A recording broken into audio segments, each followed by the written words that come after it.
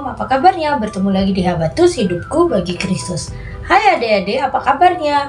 Hari ini kita akan belajar di Yesaya yang ke-43 ayat 1 sampai yang ke-7. Ayo yang sudah bisa membacanya, mari membaca bersama-sama. Jangan sampai tidak membacanya ya, tapi kita akan membaca ayat yang pertama saja. Yuk adik-adik, kita akan sama-sama belajar firman Tuhan hari ini. Tapi sebelum itu kita berdoa.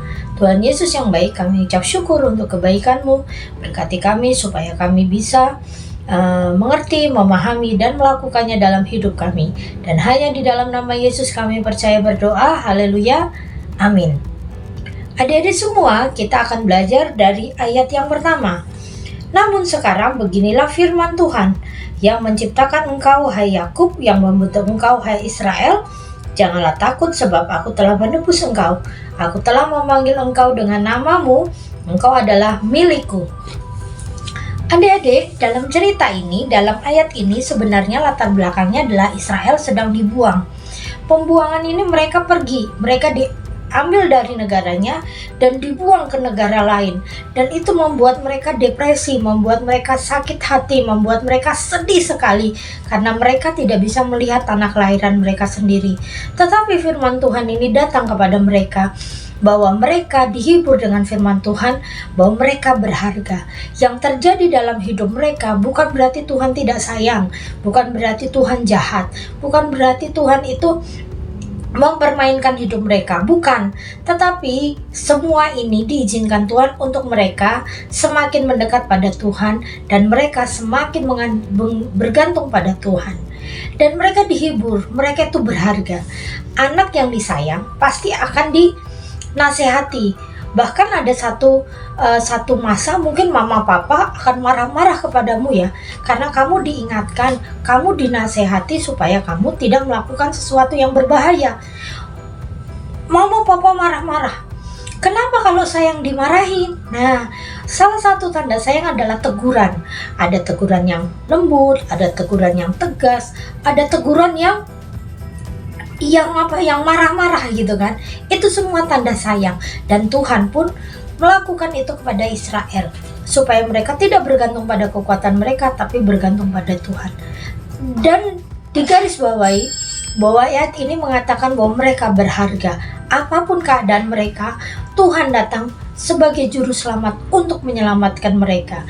Walaupun mereka berdosa, walaupun mereka melakukan hal-hal yang tidak baik, tapi Tuhan masih memperhatikan mereka dan Tuhan masih membentuk mereka sehingga mereka menjadi umat kepunyaannya yang berharga dan yang melakukan kebenaran.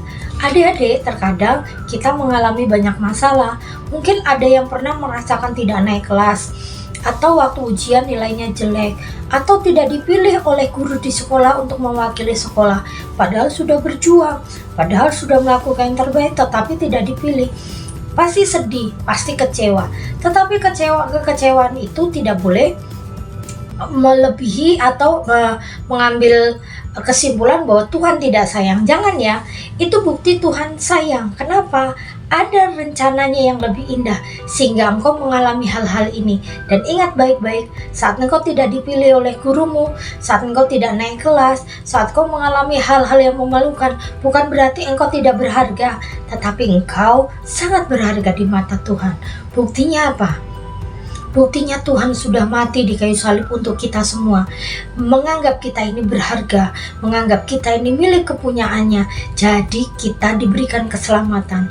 Korban Kristus yang di kayu salib itu membutuhkan begitu besar cinta Tuhan pada kita, sehingga walaupun kita mengalami hal yang buruk, kita tidak boleh berpikiran bahwa saya tidak berharga. Tidak boleh, karena kita ini berharga, kita ini milik kepunyaan Tuhan. Bagian kita adalah memperlengkapi diri kita menjadi umat yang baik dan berpengetahuan, umat yang tunduk pada Tuhan, umat yang paham kehendak Tuhan dengan cara kita belajar firman Tuhan, sering ke gereja, mendengarkan firman Tuhan, dan mulai mau membentuk diri kita menjadi pribadi yang baik lagi. Tidak boleh malas-malasan, sehingga kita akan semakin percaya diri dalam hidup kita sendiri.